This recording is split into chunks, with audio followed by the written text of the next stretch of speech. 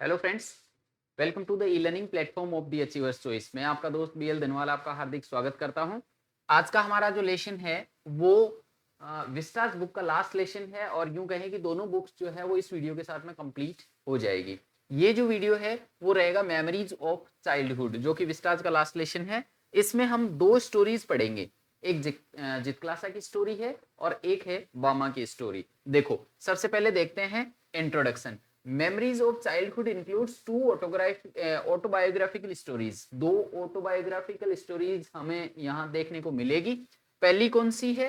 पहली है the cutting of my long hair. Cutting of my long hair ये किसके द्वारा लिखी गई है? जितक्लासा के द्वारा लिखी गई है ना। और इन दोनों स्टोरीज में डिस्क्रिमिनेशन एंड करेज के बारे में हमें बताया गया है।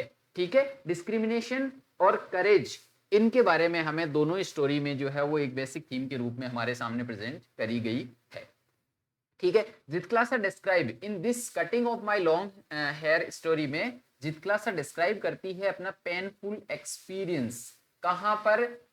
अमेरिका में एक इंडियन कार्लाइजल स्कूल है, वहां पर वो पढ़ती है और वहां पर losing her culture at a boarding school, Indian Carlisle school में अपने कल्चर को किस प्रकार जितक्लासा जो है वो खोती है, उसके बारे में हमें बताया गया है पहली स्टोरी में, the cutting of my long hair.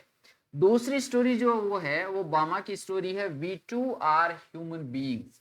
We too are human beings, इसमें बामा जो है वो हमें बताती है कि कास्ट डिस्क्रिमिनेशन से किस प्रकार उनको जो है वो सामना करना पड़ा था। क्यों? क्योंकि वो एक दलित फैमिली से बिलोंग करती थी और दलित फैमिली से बिलोंग करने की वजह से किस प्रकार उनको जो है वो एक जातीय भेदभाव या जातिगत भेदभाव, कास्ट डिस्क्रिमिनेशन जो है उससे सामना करना पड़ा था और किस प्रकार उन्होंने एजुकेशन के बदौलत, एजुकेशन की मार्फत इससे फाइट करी और उससे जीता भी।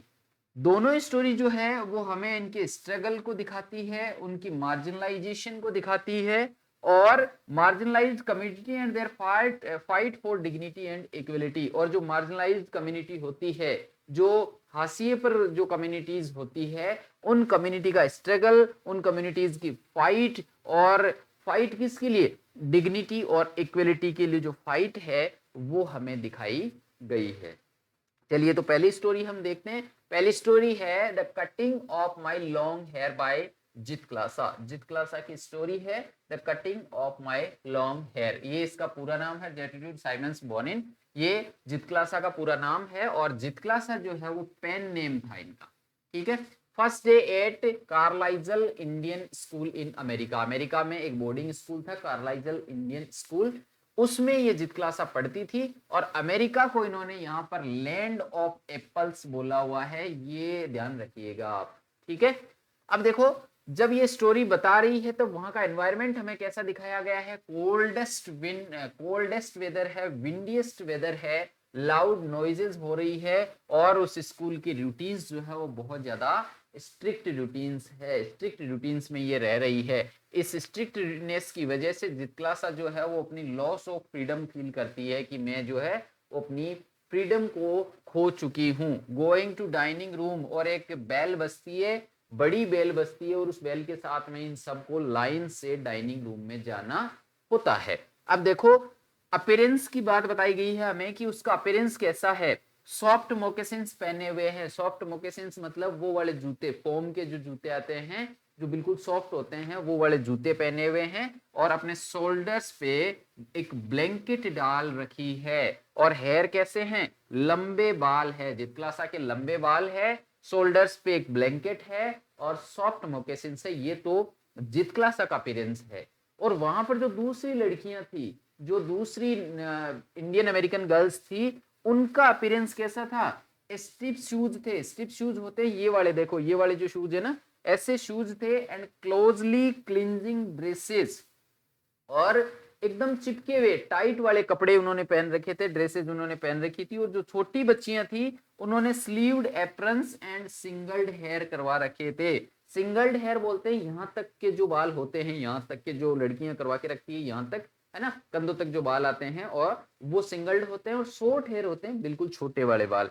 तो इन्होंने क्या पहन रखा है, छोटी बच्चियों ने ऐसा स्लीव्ड एप्रन पहन रखा है, और इनके बाल कैसे हैं, सिंगल्ड हेयर है। और जो बड़ी लड़कियां हैं उन्होंने स्ट्रिप शूज पहन रखे हैं, और क्लोजली क्लिंजिंग ड्रेसेज पहन रखी है, टाइट वाली ड्रेसेज जो है वो पहन रखी है। ये हमें जो सीन दिखाया गया है वो डाइनिंग हॉल का दिखाया गया है, डाइनिंग रूम का दिखाया गया है। इनको बेल लगी है, और बेल लगने के बाद में इनको लाइन से सभी को एक कतार में डाइनिंग हॉल में जाना होता है। और जब वो जा रही होती है तो उसकी जो ब्लैंकेट थी शोल्डर पे, वो भी एक पेल फेस वुमन, एक अमेरिकन लेडी के द्वारा छीन ली जाती है। डाइनिंग हॉल में एक सिस्टम बना हुआ है। क्या सिस्टम बना हुआ है कि आपको कोई इंस्ट्रक्शंस नहीं दिए जाएंगे, आपको बेल से इंस्ट्रक्शंस दिए जाएंगे। बेल बजेगी, और पहली बेल, दूसरी बेल और तीसरी बेल, इनके हिसाब से आपको जो है वो अपने एक्शंस परफॉर्म करने हैं। तो पहली बेल का मतलब क्या होता था, to draw a chair from under the table. ये जो टेबल पड़ी हुई है उस टेबल के नीचे की साइड चेयर हुआ करती थी। पहली बेल का मतलब हो गया कि आप जो है वो इस टेबल के नीचे से चेयर को खींचो, draw the table from under the table, sorry, draw the chair from under the table, and बैठना नहीं है। पहली बेल का मतलब इतना ही था कि जो चेयर है उसको बाहर की तरफ आप खींच लो। अब यहाँ पर क्या होता है, पहली बेल बजती है, जितक्लासा को ये पता नहीं है, यहाँ का सिस्टम जितक्लासा देखती है बैठना ही तो है, और जैसे ही दूसरी लड़कियां कुर्सियां खींचती है तो ये भी खींच करके उस पर बैठ जाती। फिर ये जैसे ही ऊपर देखती है तो देखती है कि यार कोई भी लड़की बैठी नहीं है, मैं अकेली बैठी हूँ, तो ये थोड़ा सा नर्वस हो जाती है। She drew the chair and sat in it, felt embarrassed, pale faced woman stared at her, और इसकी वजह से बहुत ही शर्मिंदा ये महसूस करती है। और उधर जो एक पेल फेस वुमन होती है, जिसको यहाँ की जो वार्डन है, अमेरिकन एक लेडी है जो वार्डन है, वो भी इसे घूर रही होती है, वो भी इसे देख रही होती है। देखो पहली बेल का मतलब क्या था, to draw the chair from under the table, ध्यान रखिएगा, ठीक है। सेकंड बेल का मतलब होता था to sit in the chair. Second bell बजने के बाद में आपको कुर्सी के ऊपर बैठना है। अब जितक्लासा पहले ही बैठ चुकी है, वो देखती है कि कोई बैठा ही नहीं, वो खड़े होने की कोशिश करती है, इतने में दूसरी बेल बज जाती है तो सारे बैठ जाते हैं, वो खड़ी रह जाती है। इससे उसको बहुत ज्यादा नर्वसनेस हो जाती है, और नर्वसनेस की वजह से जब तीसरी बेल बजती है, जिसका मतलब क्या है, to pick up the knife and fork and start to eat. तीसरी बेल का मतलब है कि कांटा और वो चाकू उठाओ और खाना शुरू कर दो, ये तीसरी बेल का मतलब है। लेकिन ये इतनी शर्मिंदा हो चुकी है कि ये रोने लग जाती है वहां पर। क्यों? क्योंकि अब और कोई भी वेंचर ये करने के लिए तैयार नहीं है, वो कोई भी और दूसरा जो काम है वो करना नहीं चाहती थी, ताकि उसको जो है उससे कोई गलती हो, ऐसा करना नहीं चाहती थी। तो वो क्राइम स्टार्ट कर देती है, रोना स्टार्ट कर देती है। यहाँ पर आपको तीनों बेल का पता होना चाहिए। पहली bell to draw the chair from under the table, second bell to sit in the chair, and third bell pick up the knife and fork and start to eat। ठीक है, ये ध्यान रखिएगा आप।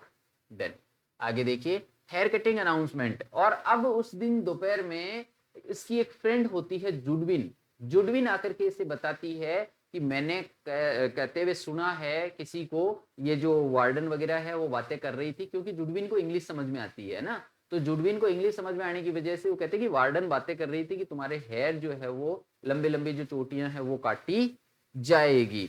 अब इसको बहुत बुरा लगता है कि नहीं, मेरे तो बाल तो नहीं कटवाने मेरे को, है ना। बाल क्यों नहीं कटवाने? क्योंकि इसकी माँ इनको जो है वो कुछ कहा करती थी कि बाल जो है वो कोवर्ड्स के या मॉर्नर्स के काटे जाते हैं। Her friends Judewin inform her that the school authorities plans to cut their long hair, कि उसके जो स्कूल अथॉरिटीज है वो उसके लंबे बालों को काटने का प्लान कर रहे हैं। सी वांट्स टू रजिस्ट करना चाहती है, because in her culture short hair was worn. ये ध्यान रखिएगा, यहां से क्वेश्चन बन सकता है। In her culture short hair was worn. Short hair किसके होते थे? मोर्नर्स के होते थे, ठीक है। किसके होते थे? मोर्नर्स, जिसके घर में कोई डेथ वगैरह या दुख पीड़ा हो गई हो, जैसे कि हमारे भी होता है ना, हमारे कल्चर में, हिंदू धर्म में होता है कि जिसके घर में डेथ हो जाती है तो शॉर्ट नहीं होते, हमारे तो हेयरलेस ही होता है ना, तो हमारे भी हेयरलेस करवा देते हैं। इसी प्रकार इनके कल्चर में शॉर्ट हेयर करवा देते थे, कि short hair worn by mourners and shingled hair by cowards. और सिंगल्ड हेयर मतलब यहां तक के जो बाल होते हैं वो किसके होते हैं, कवर्ड्स के होते हैं, जो डरपोक होते हैं उनके होते हैं। और जो अनस्किल्ड वॉरियर्स होते हैं जिनको कैप्चर कर लिया जाता है आर्मी के द्वारा, उनके बाल को सिंगल्ड हेयर किया जाता है। ये आप अच्छे तरीके से ध्यान रखिएगा, यहां से क्वेश्चन बन सकता है। ये बात कही किसने थी, उसकी मां ने कही थी। वन लाइनर उठाया जा सकता है। ये बात किसने कही थी, उसकी मां ने कही थी। अटेम्प्ट टू रजिस्ट, अब वो रजिस्ट करने की कोशिश करती है। गोज अपस्टेयर्स, ऊपर की तरफ चली जाती है। Hides under the farthest bed in a dark room with green curtains, और अपने आप को एक ऐसे रूम में कुछ बेड लगे हुए थे, एक बड़े रूम में बेड लगे हुए थे, और उस रूम के लास्ट वाले बेड के नीचे जाकर के घुस जाती है। उस रूम में कुछ अलमारियां पड़ी है और हरे कलर के पर्दे लगे हुए हैं। पर्दे लगने की वजह से उस रूम में अंधेरा है, तो वो लास्ट वाले बेड के नीचे जाकर के घुस जाती है। ये देखो, ये घुसी हुई, ठीक है।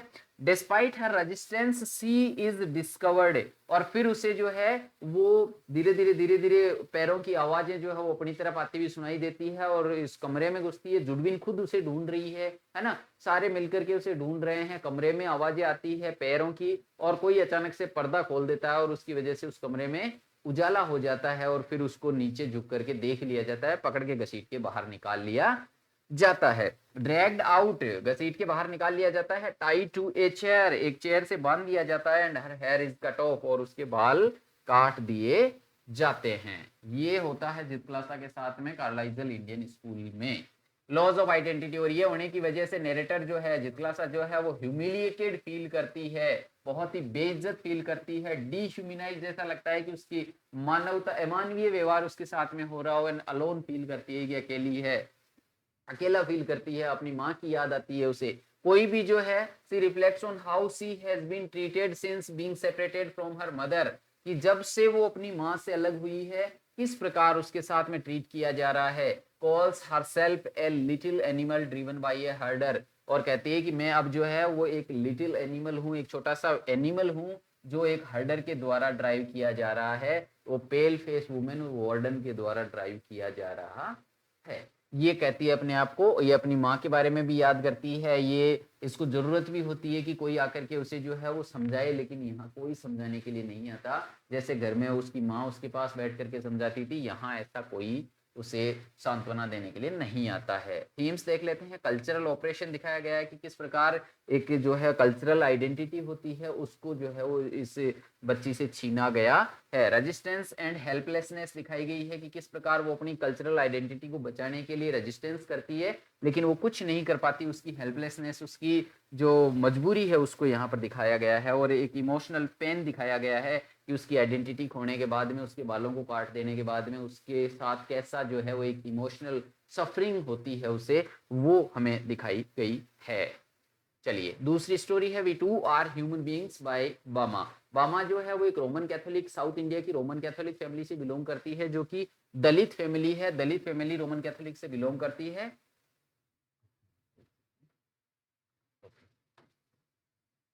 वर्क, अब देखो बामा ने कौन कौन से वर्क्स लिखे हैं। कारुक्कू लिखी है, ऑटोबायोग्राफी है। ये हमारा जो लेशन है वो कारुक्कू से ही लिया गया है, ये इनकी ऑटोबायोग्राफी है। संगति एक नोवेल है इनकी, और कुसुम्बु कारण एक शॉर्ट स्टोरी का कलेक्शन है। यहाँ से आपको वन लाइनर पूछे जा सकते हैं, एमसीक्यू पूछे जा सकते हैं, इनके बारे में ध्यान रखिएगा।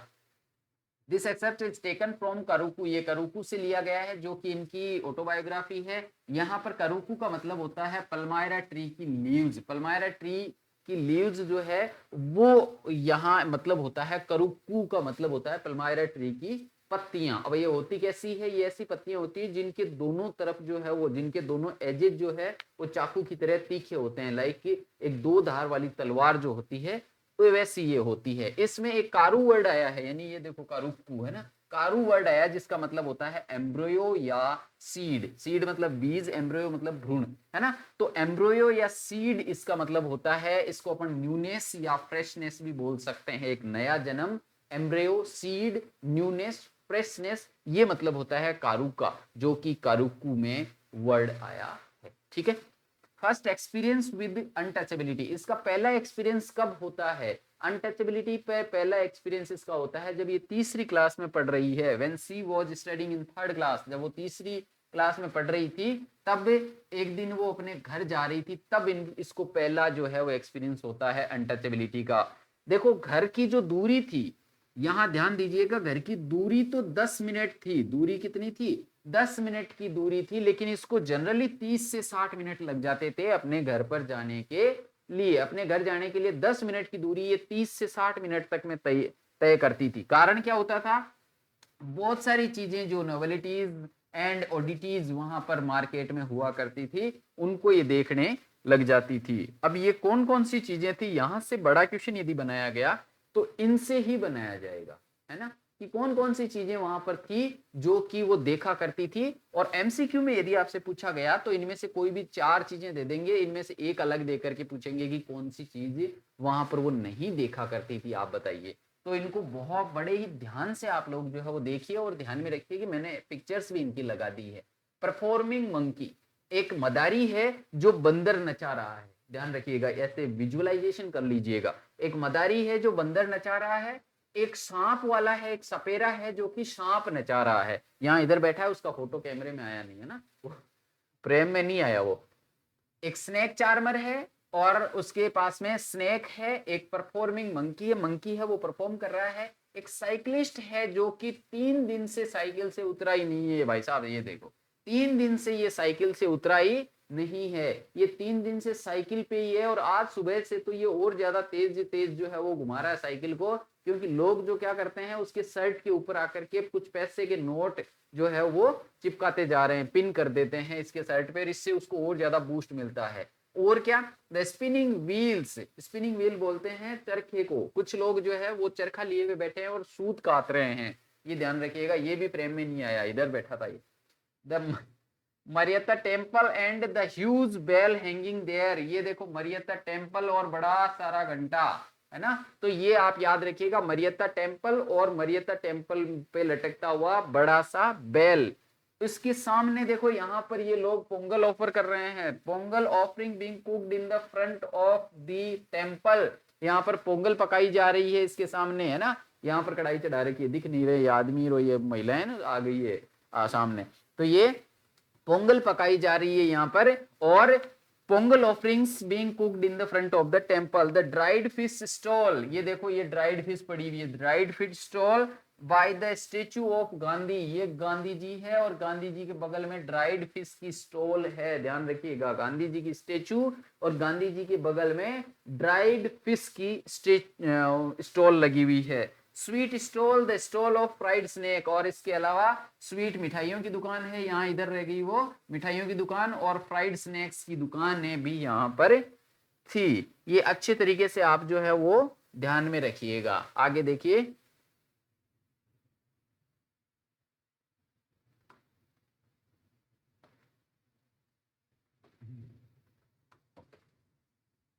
पॉलिटिकल स्पीच और एनी स्ट्रीट प्ले, ये देखिए ये ओबामा जैसा कोई आदमी लग रहा है ना, है ना, वो स्पीच दे रहा है, तो पॉलिटिकल स्पीच चल रहा है।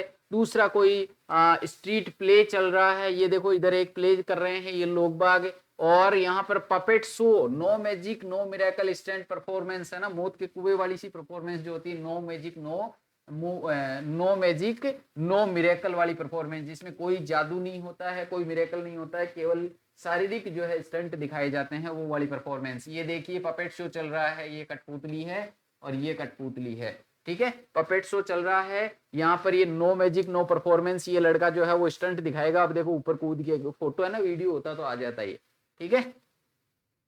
Changing colours of street lights, ये देखिए स्ट्रीट लाइट नीचे की तरफ आपको रेड कलर में, वॉयलेट कलर में दिखेगी, ऊपर की तरफ ब्लू कलर में दिखेगी, ये नीचे से ऊपर की तरफ चेंज हो रही है। Changing colours of street light, blue to violet, ये ब्लू से वॉयलेट में चेंज हो रही है। स्ट्रीट लाइट्स के कलर चेंज हो रहे हैं, किसमें? ब्लू से वॉयलेट में। नारी कुर्बन हंटर जिप्सी, एक ये जनजाति का नाम है जिसके लोग यहाँ पर आपको दिख रहा है, ये भाई साहब जो है वो नारी कुर्बन हंटर जिप्सी जो कम्युनिटी है उससे बिलोंग करते हैं। और इसने विल्ड लेमूर ले रखा है, हालांकि इसने तो क्या है सर पे बिठाया हुआ है, लेकिन वो ध्यान रखिएगा बुक में आपके जो केज में बताया गया है, ठीक है, किस में है ये? विल्ड लेमूर इन केजेज, केज में है, ठीक है, पिंजरे में है। अभी इसने बिठा लिया है, पहले पिंजरे में था, सेलिंग नीडल्स, और क्या कर रहे हैं, सुइयां बेच रहे हैं। ये देखो clay beads and year cleaners, कौन बेच रहे हैं, ये नारीकुर्वन हंटर जिप्सी के ही लोग हैं सारे के सारे, जो कि नीडल्स बेच रहे हैं, क्ले बीड्स बेच रहे हैं और ईयर क्लीनर्स बेच रहे हैं। ये ध्यान रखिएगा, क्या क्या बेच रहे हैं, क्ले बीड्स बेच रहे हैं, नीडल्स बेच रहे हैं और ईयर क्लीनर्स बेच रहे हैं। और एक जो है उसने हंटर जिप्सी, नारीकुर्वन हंटर जिप्सी का एक व्यक्ति है जिसने क्या रखा है, विल्ड लेमूर ले रखा है। चलिए आगे देखो।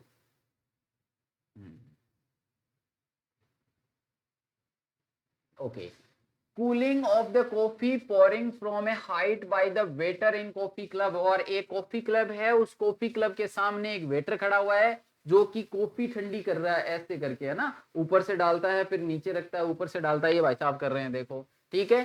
Chopping of the onion by someone looking other side, एक भाई साहब है जो प्याज तो इधर काट रहे हैं, देख इधर रहे हैं, है ना, प्याज काट रहे हैं, क्यों, क्योंकि उसको दया आती है, प्याज काटते हैं रोने लग जाता है, तो ये इसको बहुत दया आती है, तो ये क्या कर रहा है, प्याज काट रहा है और इधर की साइड देख रहा है कि मैं बिना देखे काटूंगा प्याज को, ठीक है। Falling almonds from the tree, और कुछ जो है वो बादाम पेड़ से गिर रहे हैं, जब हवा चलती है तो बादाम के पेड़ से क्या गिर रहे हैं, बादाम गिर रहे हैं, ये देखो गिर रहे हैं ना, इसके सर पे और गिरेगा अभी ये, ठीक है। फ्रूट्स एंड थिंग्स लाइक, अब यहां पर बहुत विशेष रूप से ध्यान दीजिएगा, फ्रूट्स एंड, जो सब्जियों के जो नाम हमें बताए गए हैं वो कौन कौन सी चीजें वहां पर थी, उनमें से एक बहुत ही ट्रिकी क्वेश्चन बनाया जा सकता है, जैसे कि आपको पूछ ले, मैं पूछूंगा अभी, रुको, है ना, पहले आप देखो, fruits and things like mango, कौन कौन से, मैंगो, यहां सब फल रख दिए मैंने, देख लेना आप, है ना, cucumber, sugar cane, sweet potato, palm shoot, gram, palm syrup, palm fruit, guavas, jackfruit, according to the season, ये सारे के सारे वहां पर हुआ करते थे। और आपको घुमाया जा सकता है पोटैटो दे करके, पोटैटो नहीं है, स्वीट पोटैटो है, ध्यान रखिएगा, ठीक है। तो स्वीट पोटैटो है, बट केवल पोटैटो की यदि बात करें तो वहां पर नहीं था। Sweet and savoury fried snacks, fried snacks थे, पायसम, खीर को बोलते हैं, खीर टाइप में जो होता है, पायसम थी, हलवा, बोइल्ड टेमरिन सीड, इमली के बॉइल किए हुए बीज, और आइस लॉलीज, आइस के गोले वहां पर मिलते थे। इन सभी को ये जो है वो लड़की देखती रहती थी, कौन, बामा। चलिए अभी यहां से जब आगे जाती है तो उस दिन क्या होता है, on the way she sees an elder from her community carrying a pocket packet of vadais. अब देखो हम कह रहे हैं ना कि पहला एनकाउंटर कब हुआ था उसका अनटचेबिलिटी के साथ में, तो ये इस दिन हुआ था जब ये तीसरी क्लास में पढ़ती थी, तब ये रास्ते में जा रही थी, तब ये बताती है कि 10 मिनट के रास्ते में 60 मिनट क्यों लग जाते थे, 30 मिनट क्यों लग जाते थे। तो ये क्या, उस दिन जब ये जा रही थी तो इसने देखा कि इनकी ये कम्युनिटी का एल्डर एक जो है वो एक पैकेट लेकर के आ रहा है जिसमें शायद वड़ई थी, है ना, वड़ई या बनाना भाजी है, गेस करती है कि देखो इस पैकेट के ऊपर स्टैंड लगे हुए हैं, ऑयल स्टैंड लगे हुए हैं, तेल के धब्बे धब्बे जो है वो लगे हुए हैं, शायद या तो इसमें वड़ईज है, पकौड़ियां हैं, और या फिर इसमें बनाना भाजी है। तो वो कहते हैं कि एक पैकेट ऑफ वड़ईज लेकर के आता है, फर्स्ट रैप्ड। अब ये वड़ई पहले तो बनाना की लीफ में डाली हुई थी, ध्यान रखिएगा, किसमें, पहले तो बनाना की पत्ती में डाली हुई थी और उसके बाद में पेपर से इसको रैप किया गया था, और इसको एक पैकेट में डाल करके, और पैकेट जो है उसकी स्ट्रिंग्स से पकड़ करके, ये व्यक्ति देखो इसकी स्ट्रिंग से पकड़ करके विदाउट टचिंग द पैकेट ये लेकर के आ रहा था। ये चीज बामा को बड़ाई वो हंसने वाली लगती है।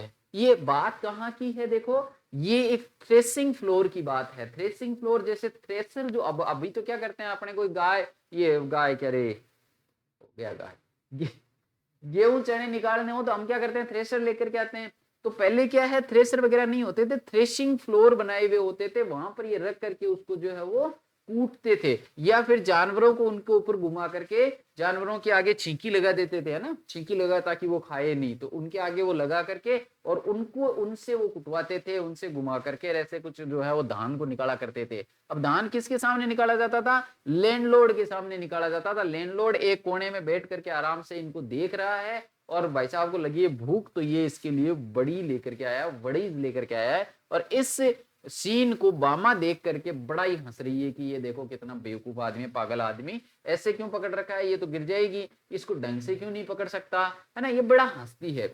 सी गेस्ड दैट देयर वर वड़ईज और ग्रीन बनाना भाजी, उसने गैस किया कि या तो वड़ईज है या ग्रीन बनाना भाजी है, क्योंकि ऑयल स्टेन लगे हुए हैं पैकेट के ऊपर। He gives the packet to a landlord sitting by the threshing floor, threshing floor के पास में बैठे हुए लैंडलॉर्ड को वो लाकर के पैकेट देता है। Bama laughs lord seeing the stranger scene, strange scene, और इस स्ट्रेंज सीन को देख करके बामा जो है वो बहुत ज्यादा हंसती है।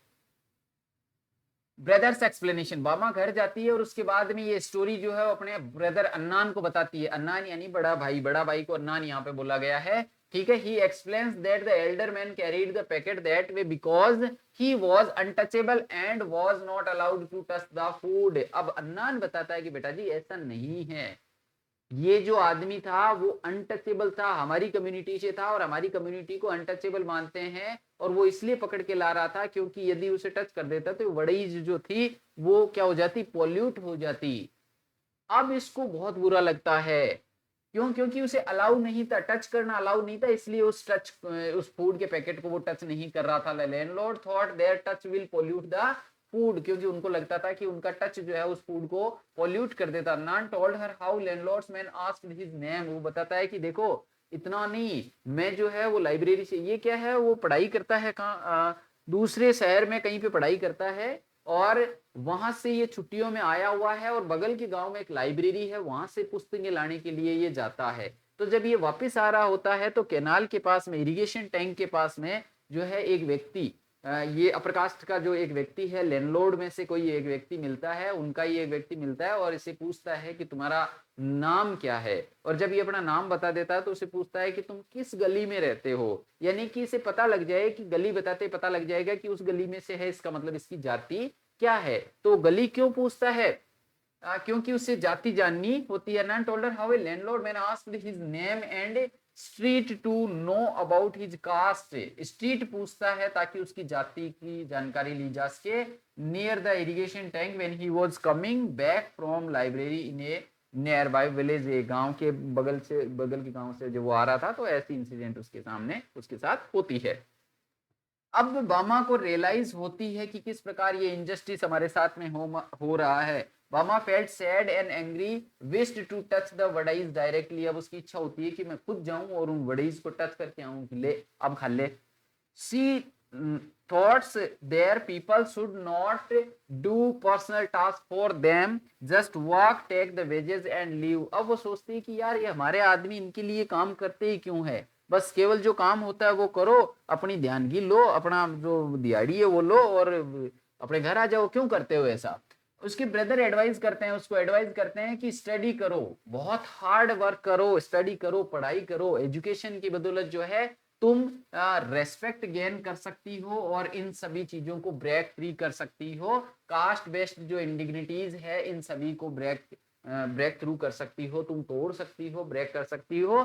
क्यों? क्योंकि अगर तुम एजुकेटेड होगी, अगर तुम पढ़ाई करोगी, अगर तुम क्लास में फर्स्ट आओगी तो लोग जो है वो तुम्हारे खुद ही पास में आ जाएंगे, तुम्हें खुद ही फ्रेंड बनाएंगे, तुमसे खुद ही दोस्ती करना चाहेंगे। He believes education is a way to achieve equality and dignity, और वो कहता है कि अगर एजुकेशन तुम्हारे पास होगी तो इक्वलिटी एंड डिग्निटी तुम्हें अपने आप ही मिल जाएगी।